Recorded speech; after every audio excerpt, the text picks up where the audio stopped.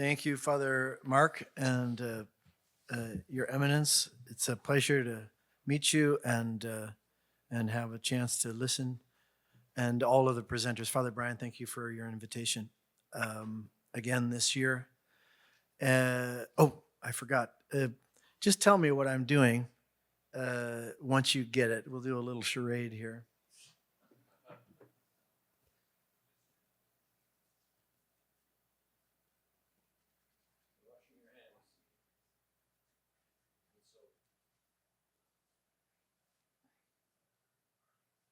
Okay. Now, wash them. Are my hands any cleaner than they were 1 minute ago? Mimesis versus theosis. There is an essential difference between washing of one's hands and the mimicking of washing one's hands. One is imitation, the other is actualization. One is appearance, the other is reality. But from the outside, at times they may look very much the same. It's only upon closer examination that the difference between the two becomes clear. Now, we as missionaries of charity, I'm a missionary of charity, sisters who are here, missionaries of charity, we all seek to imitate Mother. But do we all radiate Christ as she did? Not in Mother, perhaps one of the greatest saints of the last century, certainly one of the greatest, or at least well known. So we're not saying to do all that Mother did, but are we radiating Christ as she did? You be the judge. My point is that mere human action cannot produce a divine effect, because mere human action can easily degrade into something kinetic or just moving things around rather than something pneumatic or being moved by God. And that is why I'm going to talk to you about the analogia entis. Mimesis, or imitation, is good, don't get me wrong, good and necessary.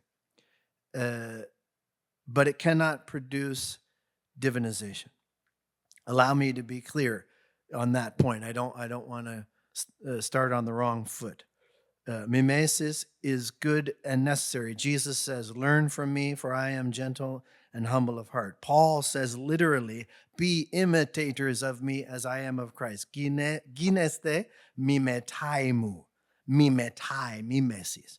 Imitate me as I imitate Christ. So mimesis is good, but it's like training wheels on a bicycle.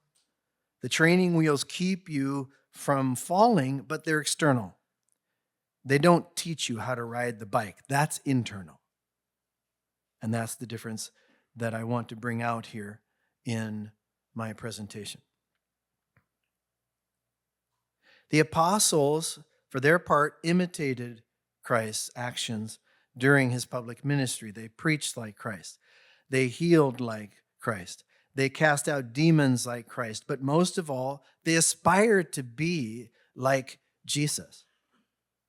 Lord, grant us to sit one at your right and one at your left hand in your glory. And Jesus' response is sobering. You do not know what you are asking. Mark 10:37. Only on Holy Thursday and with the mystery of the cross on Good Friday, that will expose what Jesus is talking about. That they don't know what they're asking. They will know, but it would be too much for them now. They do not yet appreciate the depth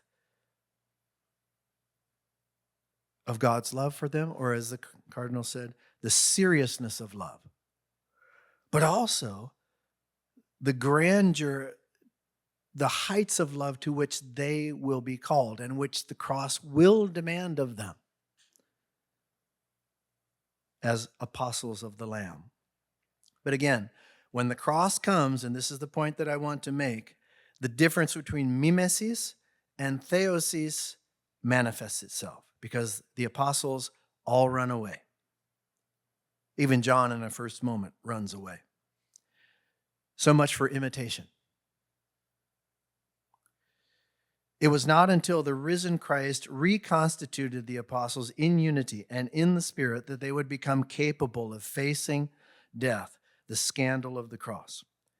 The cross, therefore, reveals the ultimate limitation of imitation, or mere human action, and that salvation is not a human doing, but a letting God do, a passio hominis. This is the analogia entis. This is not. So I'd like to expound. This is Father Eric, the name, Shivara, I think is how you say it. Shivara. I used to say Priswara,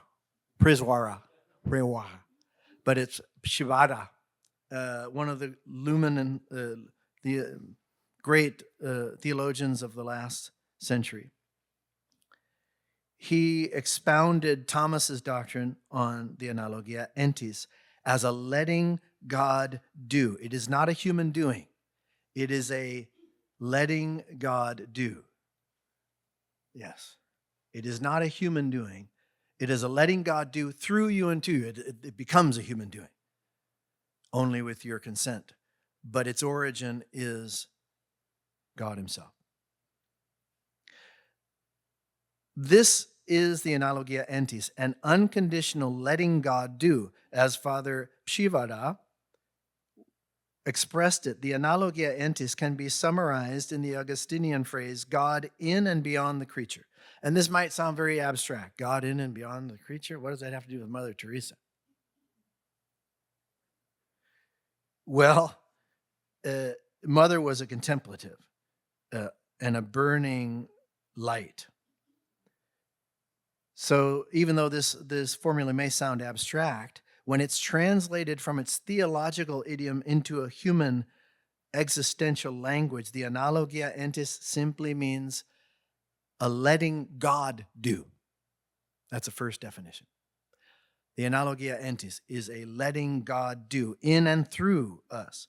Or as Mother used to say, giving God permission to use you without consulting you. The attentive listener will detect an echo of Our Lady's fiat here. Let it be done to me, as you have said. For this reason, also, Father Shivara asserted, much to the astonishment of his Protestant contemporary Karl Barth, he says, quote, instead of saying analogia entis, which sounds very abstract, one could simply say Mary. Mary. Yes, Mary. Since it is this distinctly Marian attitude of let it be, or analogia entis, which alone permitted the Word to take flesh, and which alone stood by the Word when he was crucified. That is not mimesis, that is sequela. An unconditional yes alone takes us by gravitational pull of love to the cross. Standing by Jesus is more than imitation. It is sequela. It is a handing ourselves into the Father's hands. Because until our wills are totally handed over to God's will, imitation remains necessarily extrinsic. That's the limit of imitation. Like rearranging the furniture on the deck of the Titanic. It doesn't get to the heart of the matter because it doesn't get to the heart. Be it done to me. To radiate Christ, we must be inhabited by God. Our Lady is the paradigm of this divine indwelling in her interaction with God. She is the dwelling place of God in the Spirit, this theosis, but it only happens when we say, let it be as God wills. Shivara put it like this. Analogia entis. It, the analogia entis, is the mystery of Augustine's favorite phrase from the Psalms, adherere Deo, to adhere in God. Quote, to be suspended in God means that the one who is suspended has only an abyss of emptiness beneath him, Mother's darkness, but then it means that for just this reason, he, the creature, is completely surrendered to God in whom he is suspended. God takes care of me. And this is what we are to communicate to the poor who are already on the cross. We're not called to take them off the cross. Somebody else will do that. We are called to be Jesus to them and to see Jesus in them. So that's the first point that I want to make, is that distinction between mimesis and theosis, and that Our Lady, or the living analogia entis, lives that theosis by the attitude of let it be to me as you have said. Second, a theological, more theological and metaphysical explanation of the analogia entis. Now, after this Marian description of the analogia entis, we need to get somewhat more technical. For Shivara, this polarity, God in man, God beyond man, it is best captured, as we said, in the theology of Augustine, whose great thought was precisely Deus interior, God within, et exterior, God beyond. God in and above all, God inward to us, more inward to us than we are to ourselves, and yet surpassing and surmounting us as the one who is infinite and incomprehensible. But even though the analogy between creator and creature is perhaps most poetically expressed in Augustine, still the analogia entis is a Thomistic principle, in that it represents essentially a concise articulation of Thomas's doctrine of the secondary causes,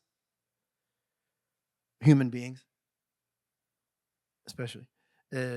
For Shivara, quote, though the creature is entirely from God and similar to God, God nevertheless transcends the creature and is unconditionally separate from the creature. Hence, the creature is endowed with its own being and its own efficacy. Certainly, these secondary causes, human beings, are terribly vitiated by the fall, but the fall does not destroy the analogia entis. And he's responding in some ways here to Karl Barth and the total vitiation in Barth's mind and Luther's of human nature, so that the inability to cooperate with grace. And Thomas's doctrine of secondary causes refutes and makes a constructive case for human freedom, wounded but still efficacious with God's healing and elevating and perfecting acting of grace upon our wills and intellects. Finally, Shivara understood the analogia entis as something, as expressing, the mystery of God in and beyond as an oscillating. That's the point. It's not simply, okay, now I've got the paradigm to understand God. He's in us and he's beyond us, and I'm a secondary cause, blah, blah, blah, blah, blah, blah, blah. It is a dynamic mystery. There's an oscillating, what Shivara, in the word in German is schwingen. I like it, not because I know what it means, but when he says oscillating, it indicates a vibrant and ultimately musical swaying back and forth. I used to be a drummer, and you need to make people move or want to move with how you groove. And if you don't groove, people won't move. So he was a master of music, by the way, Shivara. The analogia entis is an oscillating or a vibrant and ultimately musical swinging and swaying back and forth. In other words, the analogia entis is something like a dance between God and creature. This is Mother's life and the life of any MC. Many changes, much confusion. You don't know what's happening next. It's a dance, but only for those who are letting it be. Otherwise, it's like, flat tire. I'm sick. My back hurts. In other words, the analogia entis is something like a dance between God and creature. In one sense, it refers to the incomprehensible God, the incomprehensible God in us, emphasizing the all-pervading, living, personal proximity of God who works all things, not simply in all things. God works all things. And the purpose of this truth of the intimate closeness of God to me and to you is to inspire in you a final, unreserved, unconditional self-surrender. God in us. He's more in you than you are to yourself. And he wants that to inspire in you the confidence of a childlike and total self-surrender. Let it be, which finds its correspondent in one way, in all spiritualities, but in the Ignatian election at the end of week 2. Take, Lord, receive. On the other hand, there's the Deus incomprehensible. There's the incomprehensible God beyond us. God within us, more interior than I am to myself. God beyond us, which emphasizes this transcendence, this otherness, this difference and separation between God of sublime majesty above all things and the human being who dwells here on earth in this lowly state. And this is meant to inspire in the creature reverent comportment and sober service. So, this is the dance between God more interior than I am to myself and God who is infinitely other, and living in that suspended embrace of the Father. In the Gospel of John, Jesus says to be born from above. The implication of all this for the creature is twofold. One, the positive aspect is a being given over without reserve, without remainder, being poured out. The negative aspect of the analogia entis is that we have no ground under our feet. What Shivada intended by analogia entis is therefore it acquired in his spiritual writings, because he wrote like 300 books, but in his spiritual writings, the analogia entis of this total surrender to God and total suspending, God suspending, embracing me, he called it love or night. And that's my contribution to today's talk about mother's darkness, is it's the analogia entis. I don't want to make it sound cold and technical, but it's this total self-surrender to God, who embraces me and is using me to spread the light of his Son wherever I go. Naturally, therefore, the analogia entis, this is according to Shivada, we could say the same thing with Paul's language in his epistles. It is no longer I who live. That's the analogia entis. We could say it in the language of Ignatius. Take, Lord, receive everything. I am yours. Analogia entis. You could say it in the language of Carmel. Nada. To have todo, nada. That is the analogia entis. Mother's shorthand for the analogia entis, if that's what Carmel would say, the St. John of the Cross. To have everything, want nothing. Ignatius, take, Lord, receive. To love and serve, in all things to love and serve. For a mother, what would her shorthand for the analogia entis be? Thirst. Thirst. This totality of giving and receiving. Therefore, do not let the abstract philosophical language put you off, I beg you. At least not, you don't have to go read something about analogia entis, but don't fall asleep. Or if you want to fall asleep, that's okay. I won't take it personally. We're talking about something. Okay, I'm sorry. We are talking about how to correctly understand and live the relationship between creator and creature, between total surrender and total self-dedication to God. We are talking about the very ontological ground on which we stand, not about theological controversies, because this was a controversy between Karl Barth and Eric Shivada.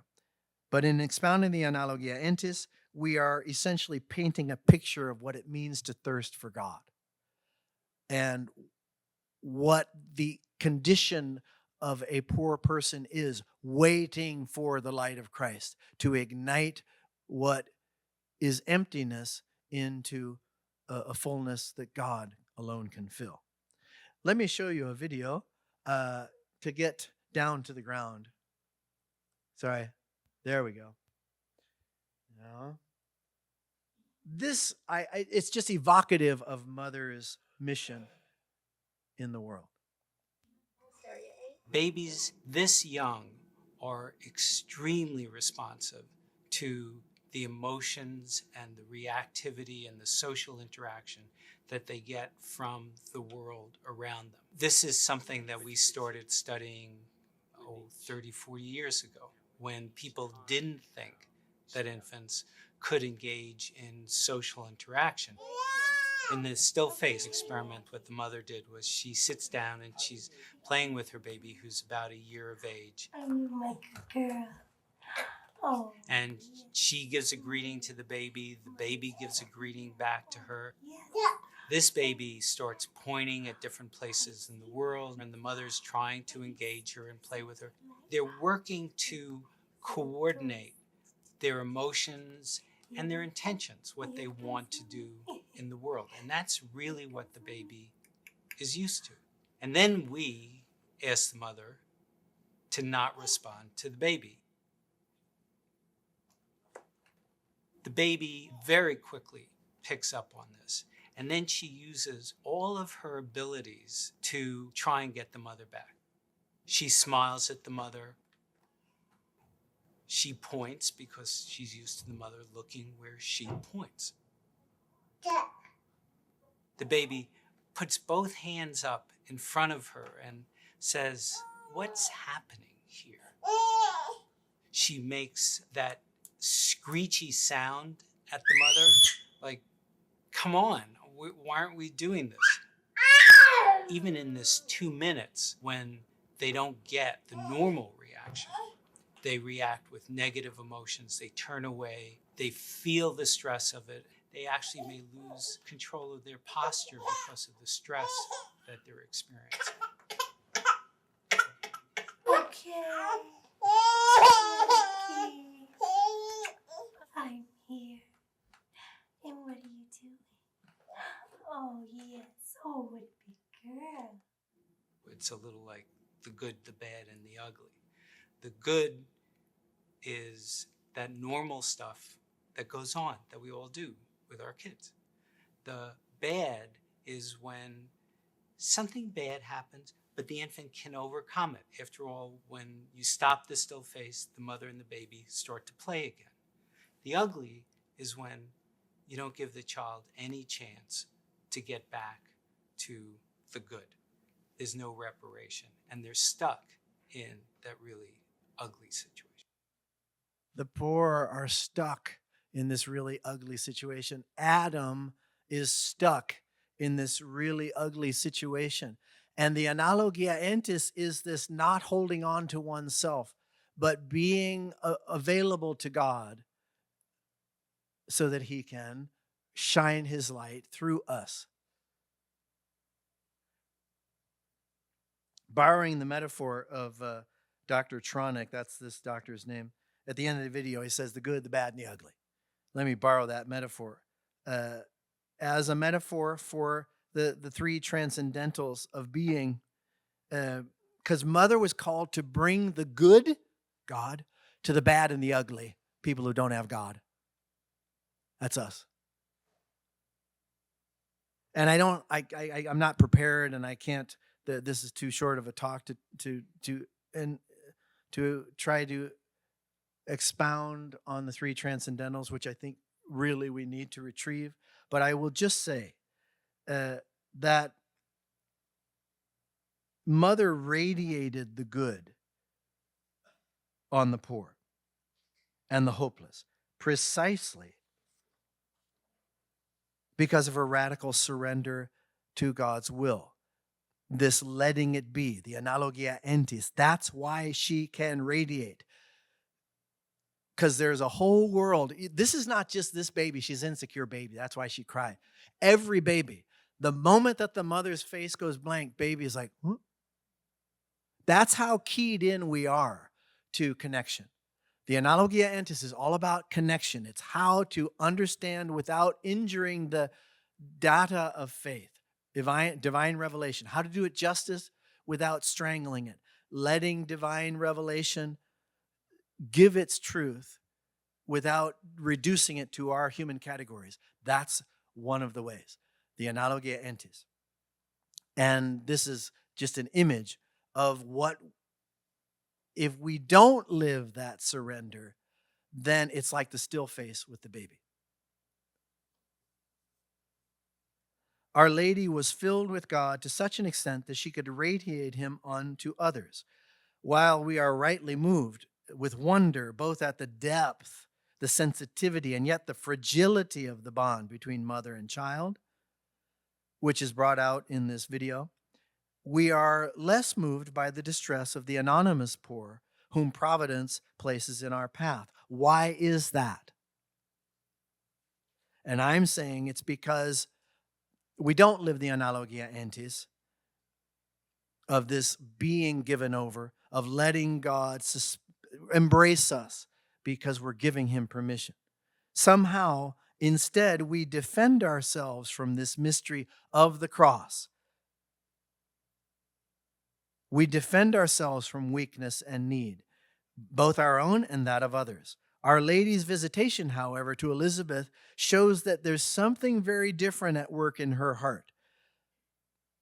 Behold, the moment that your greeting reached my ears, the infant in my womb leapt for joy. Our Lady is overflowing God because of the analogia entis. She is collaborating, letting God do, collaborating with God's Spirit. They have no wine. She is letting God do. She is being a vehicle of the Spirit. And most of all, at Cana, when everybody else runs away, she is letting it be in this poverty and richness of love. This is the mystery that God communicates to all the baptized, and it's there in the poor, but they have not been ignited by love, by the gaze. It's not what we do for the poor. It's radiating Christ on the poor as we do, because we're letting God do. Her yes to God, Our Lady's, so total that she can share co-naturally in his goodness. Or as Plato said, she became capable of giving birth in the beautiful. That's how Plato defines goodness, giving birth in the beautiful.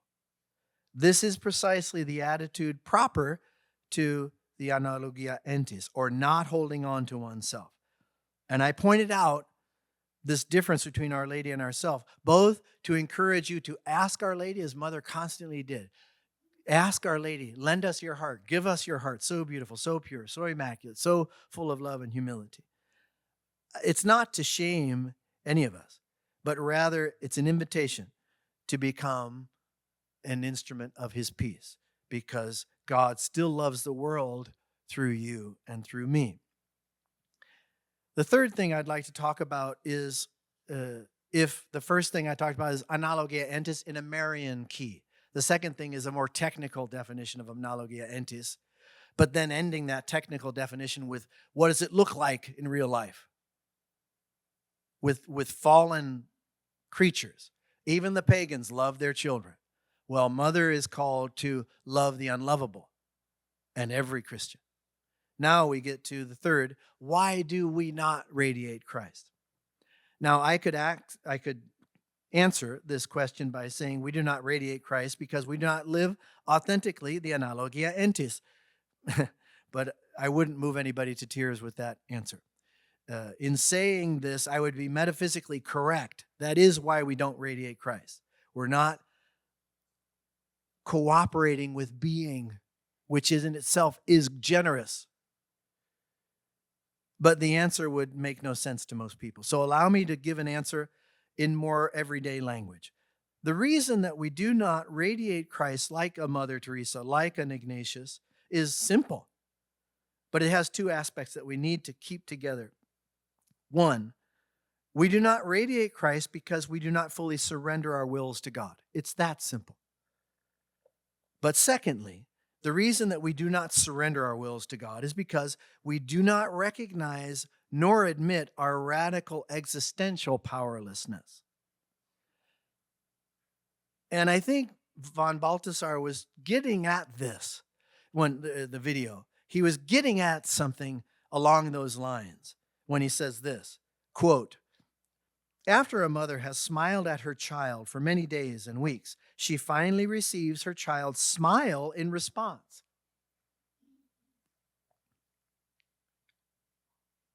She has awakened love in the heart of her child. And as the child awakens to love, it also awakens to knowledge. The initial empty sense impressions gather meaningfully around the core of a thou, the other. Knowledge comes into play because the play of love has already begun beforehand, initiated by the mother, the transcendent, the other. And then he goes on to say, God interprets himself to man in the same way. In this face, the primal foundation of being smiles at us as a mother and as a father. Insofar as we are his creatures, the seed of love lies dormant within us as an image of God.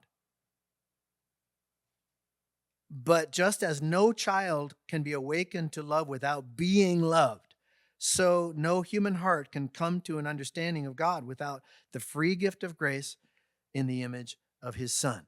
That's what's happening here at the level of visibility. Now, I'm going to show you another very brief video, but the same thing is happening, or I should say analogously, something similar is happening, but the stakes are much higher now. It's not just a mother smiling at her child and withholding the smile and then giving it back. This is why we are here. One day, they brought a man from the street, and half of his body was all eaten up. Worms were crawling all of his body, and nobody could stand near him. The odor was so great. So I went to clean him, and he looked at me. And then he asked, why do you do this? Everybody has thrown me away. Why do you do this? Why do you come near me? I love you, I said. I love you. You are Jesus in the distressing disguise. Jesus is sharing his passion with you. And then he looked up and he said, but you too, by doing what you are doing, you too are sharing. I said, no, I'm sharing the joy of loving with you and loving Jesus in you. And this Hindu gentleman, so full of suffering, what did he say? Glory be to Jesus Christ.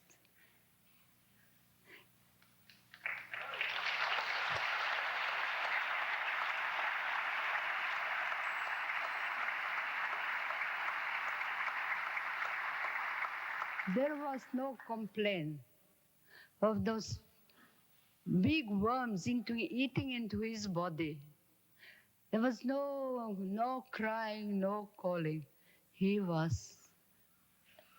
realized that he was somebody, that he was loved. This is the hunger for love, or hunger for holiness, or hunger for compassion. Whatever word you want to use is the same meaning, hunger for holiness. This, it seems to me, was Mother's mission. In the darkness, to be a carrier of God's smile to the brokenhearted who live without love. And thus to those who live in the deepest darkness of all, since God is love. But to be a carrier of such an ineffable gift means that you must, and I must, let our defenses down before God. to heed the word, to heed the cry of the poor. Because we cannot give what we have not received. But in order to receive, one must be undefended. This is, in some way, the end of every bona fide Christian spirituality, to bring us through different practices of prayer and ascetical life and community life, to bring us ultimately to stand before God in our helplessness, waiting on his word. Speak, Lord, that the Spirit may come upon us. From Good Friday, we learn from the apostles that the greatest weakness they have is not actually their weakness, but the shame they feel at their weakness, which makes them run away. Because I can't do anything. Peter wants to do something. That's not what Jesus is asking. He's saying, let it be done. And that makes the apostles, in their helplessness, run for cover. The shame at our powerlessness causes us to hide from the God who sees all. Adam, where are you?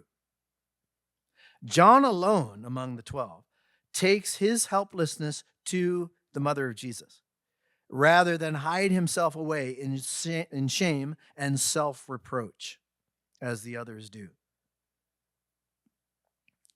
The experience of helplessness, the child, the poor man, it instigates in man who has other options. They have no option. The child has no other option than helplessness. The poor man on the street, half-eaten with worms, has no better options than helplessness. But until we get to that place, we think we've got all kinds of options. So the experience of shame because of our helplessness instigates in fallen man all manner of restless and compensatory stockpiling, hoarding, whether it's food or money or sex or work.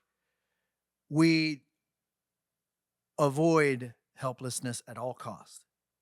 But such a compensating is a form of pretended self-sufficiency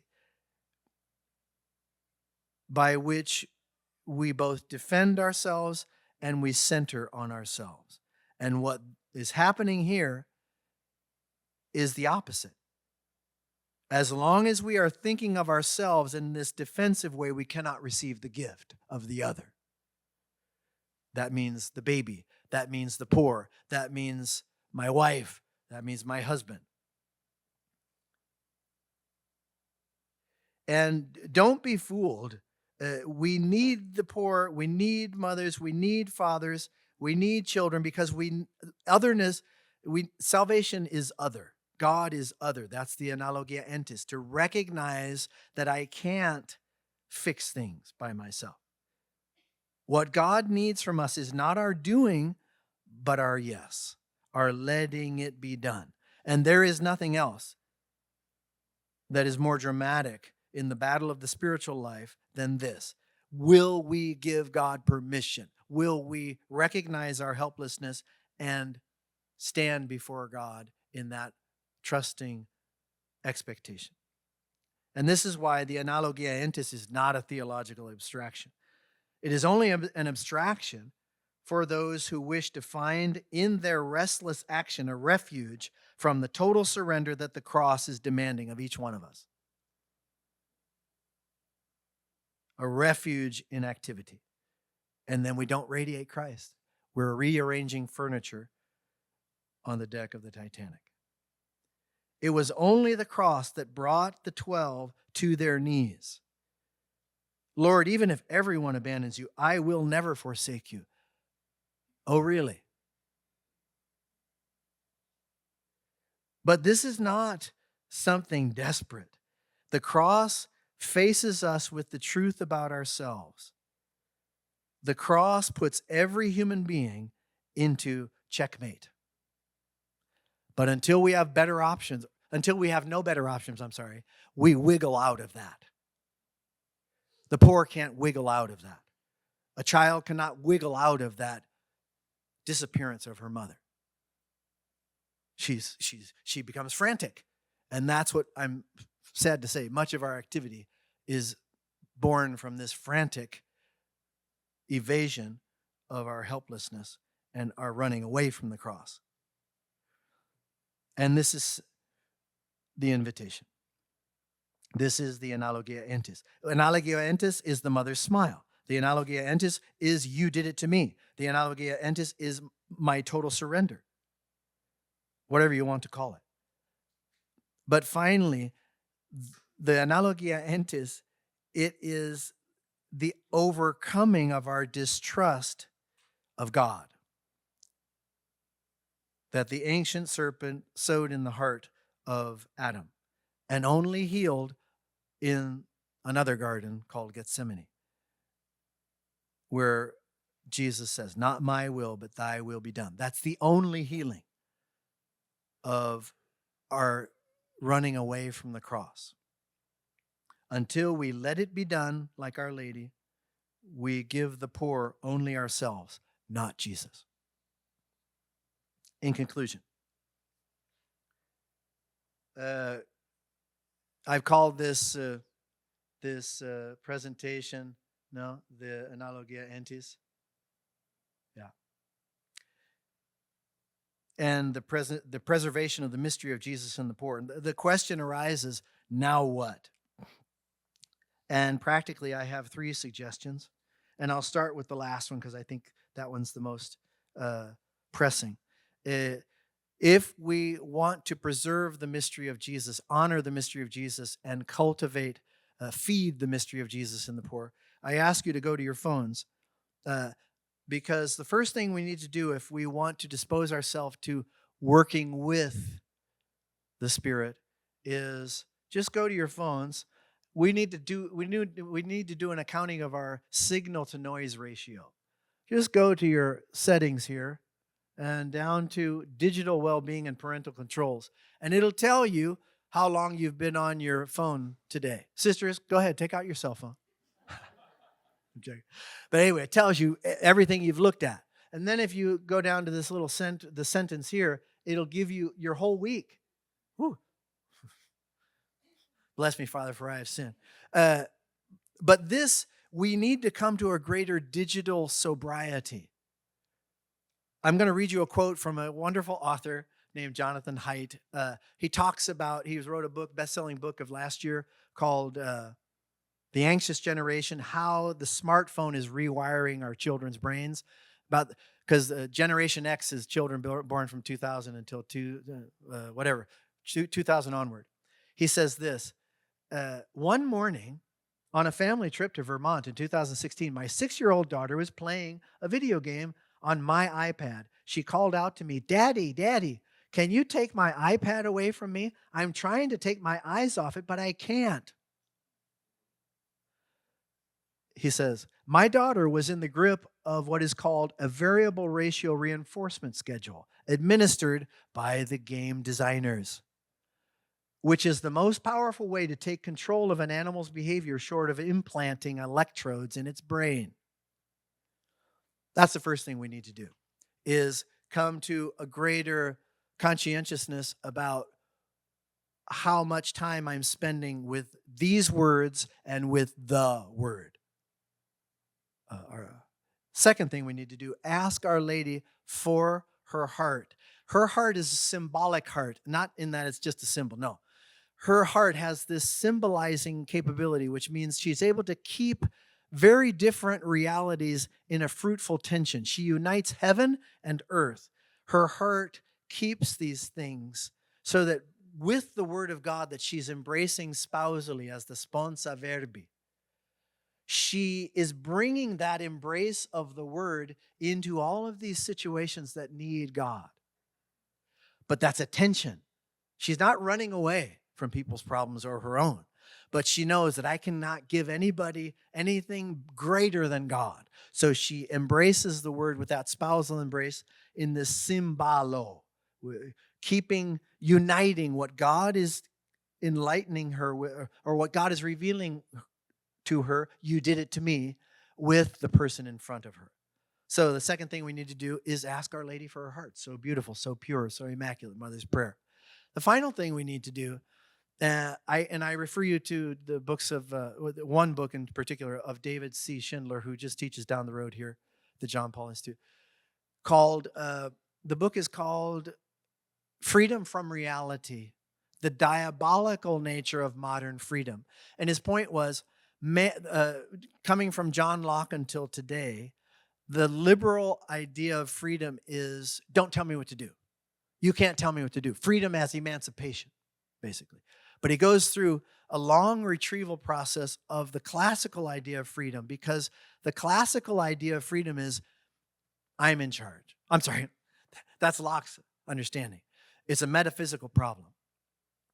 Locke puts potency in front of act, but the classical understanding of freedom is always that I can act because being has preceded me.